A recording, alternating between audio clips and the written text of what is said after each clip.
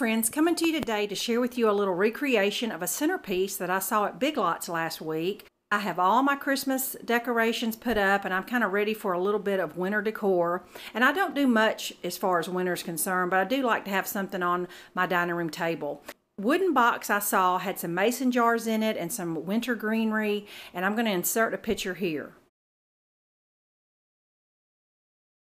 That arrangement was $20, and I thought to myself I could recreate that, something similar, for a fraction of the cost. And I've made some things like that before, it's just maybe not necessarily winter. What I'm going to need is some kind of container, and I decided to use this coat hanger box. Was just big enough. I didn't want something too big because the bigger the container, the more greenery you're going to need. And so I'm going to cut this box about 4 inches deep all the way around. Now my inspiration piece was just painted wood, and I wanted mine to be a little more rustic. I'm going to trim mine out in some jumbo popsicle sticks. You can find these at the Dollar Tree, or they're easy to find at Walmart craft department. And if you take some strong enough pair of scissors, you can just cut the round bottom off so they're just flush at the bottom but rounded at the top. I went to Dollar Tree and spent a few dollars. I picked up 2 of these cylinder candles. My inspiration piece used mason jars, but I just wanted something a little different because I've done the mason jar thing a few times. And I picked up a bag of this Spanish moss, and then I just happened to have some of these little plastic snowflakes. This is strictly optional, but I thought it would look really pretty since I'm going to stain my popsicle sticks. Those white snowflakes will really pop on that wood grain look. Scrap styrofoam is just to help secure my greenery. Now as far as my greenery, I didn't go out and buy anything. I just dug through my stash, and I have noticed on lots of different arrangements I've been seeing lately is that it's just a lot of mixed greens. It's not necessarily seasonal. I've seen eucalyptus all throughout the year. I do have a couple pine picks. These are actually some rose leaves that almost look like eucalyptus, so I'm going to throw that in the mix. And then I had some of these little silver pearly balls that kind of look wintry. So we'll have a few pine cones on sticks. Those are just some stuff from my stash, and I may have to go dig out some more of whatever I have.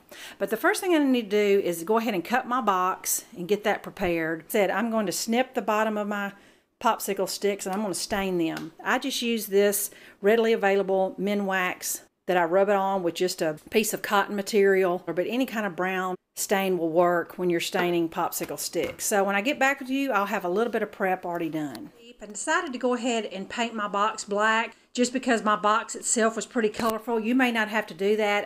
I wasn't sure if some of the hot pink or red would show through in case there was a little gap in the popsicle sticks. But I took a baby sock, rubbed all my popsicle sticks. That took about 10 minutes. Super easy. But before I stained them, I went ahead and snipped off the round tip. And let me just tell you a little advice. That's an outdoor job because the little round piece will fling across the room. Just a good idea to keep that in mind. I got to go pick up the grandkids from school, but when I come back, I'll be ready to start hot gluing the sticks on my box. All right, I've almost let the day get away from me before picking this project back up, but I wanted to show you that I'm hot gluing my sticks onto my box. It's not necessary that you see me do that. That's simple enough. But I have my box covered up now, and I'm going to go ahead and give you a few tips of what I have discovered while doing this. Most of you that have worked with popsicle sticks before know that some of them are kind of crudely made or cut. So this is a perfect example that I'm so glad my box was black underneath so you wouldn't see some bright color under there. So I would suggest you do paint your box just to cover up if you need to. Another thing is when you are hot gluing your sticks, just be patient, because if you get the first one a little crooked, it's just going to domino effect, and by the time you get to this corner right here, it'll be totally off. Take your time and make sure you're gluing them nice and square. Now, depending on the length of your box, I had a little bit of an overhang here, and I guess you could take an X-Acto knife and trim it if you wanted to before gluing, but I just thought by the time I get everything in there, that little overhang is not even going to be noticeable. Now, I want you to know that my box is 15 by 6.5. So keep that in mind if you are trying to determine how many sticks you need. This is just a package from Walmart, and I used about 67 popsicle sticks. So if your box is much bigger than 15 by 6.5, you may need a second package of popsicle sticks. So I went ahead and spot glued my foam in there to secure my greenery. With the lighting being so terrible at night, I really hate to a lot of times show finished projects. So I'm just going to go ahead and trim up my greenery, arrange it around the candles, and finish it out, and I'll put it on my dining room table and show you tomorrow. It'll be so much prettier than this nighttime lighting.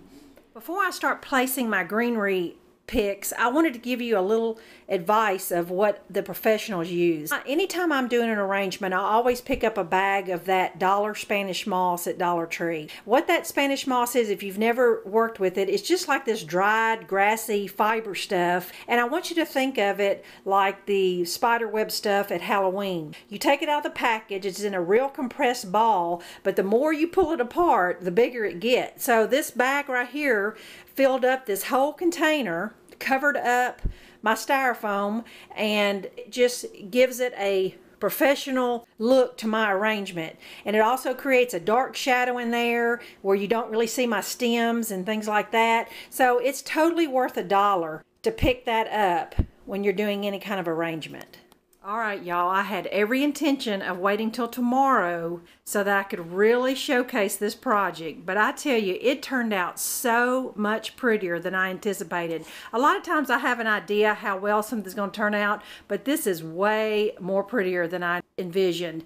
It just filled in the box a lot more. I was afraid I wasn't going to have enough greenery, but I have plenty of greenery.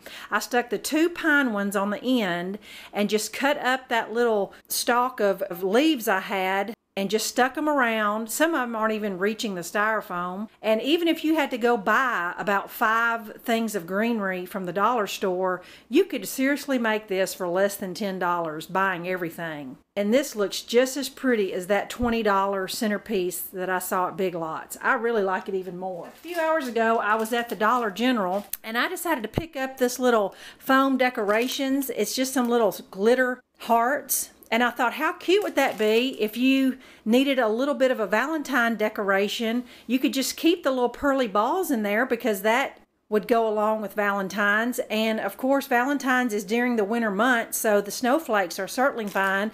But I think it'd be cute to add a few of these. So my table is ready for Valentine's. I couldn't wait to get this video finished and get it out to you. So I hope that this little project inspires you to create something beautiful for your table for January and February.